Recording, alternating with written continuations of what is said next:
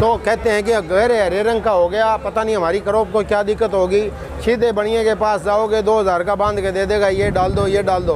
कुछ डालने की ज़्यादा ज़रूरत नहीं है। मैंगनीज की कमी है, कौन से तत्व की कमी है, कितनी इसके अंदर डालनी है, तो वो चीज़ें हम बताते रहते हैं। और ज़मींदारों को जब पीलापन आता है तो से दुकानदार के पास जाते हैं तो कार्बोफ्यूरान बांध के दे देते हैं, छिड़क दो आप, ऊपर से डालते हो, बिल्कुल गलत है। हम समस्या का समाधान बताएंगे।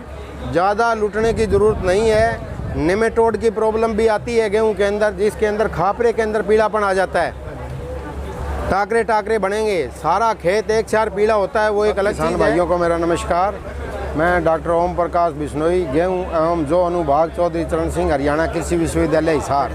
जिस तरह हम अगेती बिजाई का बोलते हैं, तो अगेती बिजाई का मतलब है कि अक्टूबर का आखिरी सप्ताह और नवंबर का पहला सप्ताह या 10 नवंबर तक, ये अपना अगेती में मानते हैं इसको, ठीक है। और समय की बिजाई का मतलब 1 से 15-20 नवंबर तक, 25 नवंबर तक को भी समय में मान लेते हैं हम। पछेती बिजाई जिसको मानते हैं वो 26 नवंबर के बीच बाद में पछेती मानते हैं, लेकिन पूरा दिसंबर का महीना जो है पछेती बिजाई में ही माना जाएगा, ठीक है। कम खाद पानी का मतलब, जिस तरह अगेती बिजाई में जो है बारानी क्षेत्र है, नमकीन जो ज़मीन ज़्यादा उपजाऊ कम है, उसके लिए हम बोलते हैं तो कम खाद पानी का। कम खाद पानी वाली जगह के अंदर जो है, जिस तरह आपने कर दिया, 1.25 कट्टा DAP डाल दिया, 1-1.25 कट्टा ऊपर से यूरिया, इससे ज़्यादा आपने नहीं डालना कम खाद पानी वाली किस्मों के लिए। जिस तरह WH 1142 है, 1080 है, आपकी 1025 है, इन किस्मों के लिए। समय की बिजाई, अच्छा खाद पानी, उनके लिए आपको क्या करना है, 1 कट्टा DAP, 10 किलो जिंक सल्फेट, 2 से 2.5 कट्टे यूरिया डालनी है।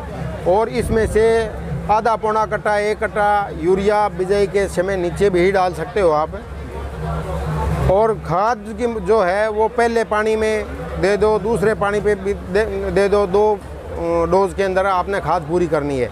ज़मीन अगर रेतीली टाइप की है तो इसकी 3 डोज कर सकते हो आप, ठीक है। ज़मीन भारी है तो पहले पानी में भी सारी डाल सकते हो। क्यों करते हैं कि ये लीच डाउन नहीं होगी, नीचे नहीं जाएगी पानी के साथ, ठीक है। इसके बाद ये हो गया आपके समय की बिजाई के लिए। और पछेती में जो है वो 1 कट्टा DAP, 10 किलो जिंक सल्फेट और 2 कट्टे यूरिया, उसके अंदर थोड़ी सी यूरिया की मात्रा पछेती में कम कर देते हैं ताकि उसको समय को लंबा ना बढ़ाए, 120-25 दिन में पक जाए। 120-25 दिन में पकेगी तो दाना जो पकते समय है वो टेम्परेचर हाई हो जाएगा, तो दाना सिकुड़ेगा नहीं और आपका पैदावार ज़्यादा होगी।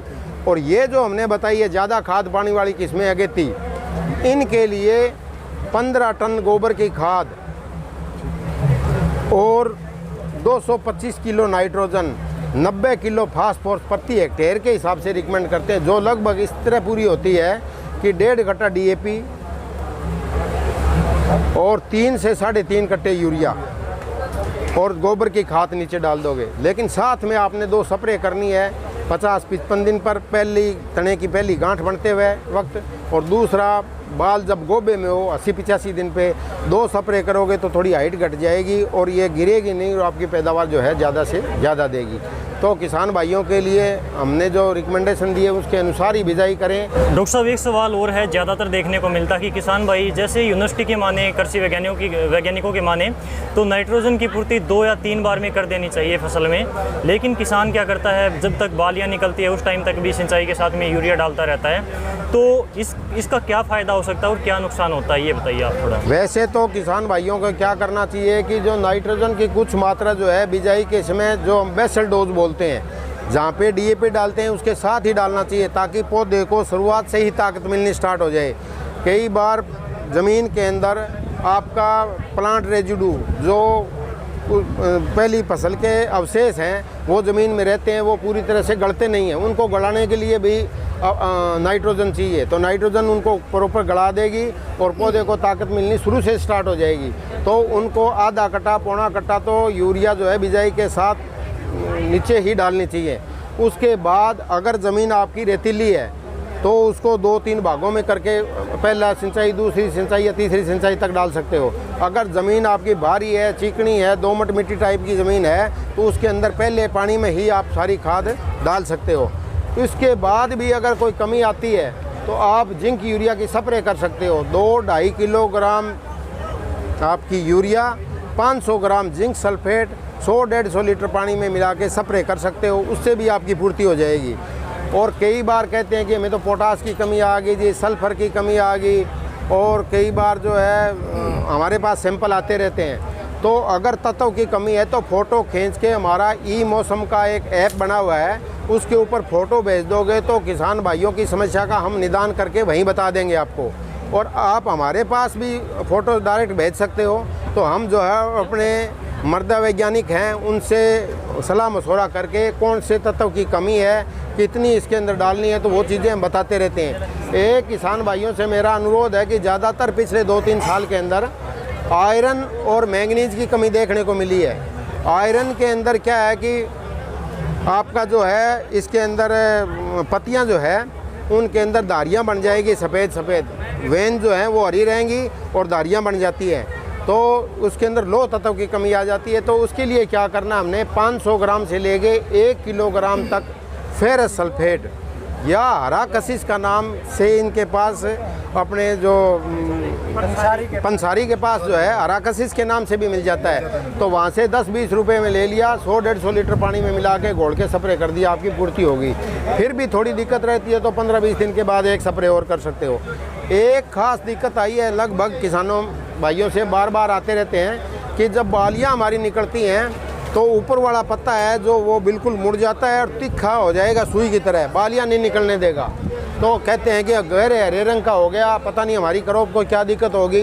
सीधे बढ़िया के पास जाओगे 2000 का बांध के दे देगा, ये डाल दो ये डाल दो, कुछ डालने की ज़्यादा ज़रूरत नहीं है। मैंगनीज की कमी है, मैंगनीज सल्फेट 500 ग्राम 100 लीटर पानी में मिला के स्प्रे कर दो, बाली निकलने लग जाएगी। नहीं निकलती है 15 दिन के बाद एक बार रिपीट और कर दो। 500 ग्राम मैंगनीज सल्फेट 100 लीटर पानी में डाल के करोगे तो आपकी बालियाँ निकलनी स्टार्ट हो जाएंगी अच्छी तरीके से। क्योंकि आजकल सूखी जुताई जो है हम कम करते हैं तो माइक्रो न्यूट्रिएंट की कमी हो जाती है, उसकी वजह से दिक्कत आती है। सल्फर की भी कमी आती है, वो जिंक की सल्फेट करोगे उससे पूर्ति हो सकती है। तो फ़ोटो खींच के आप भेज सकते हो, हम समस्या का समाधान बताएंगे।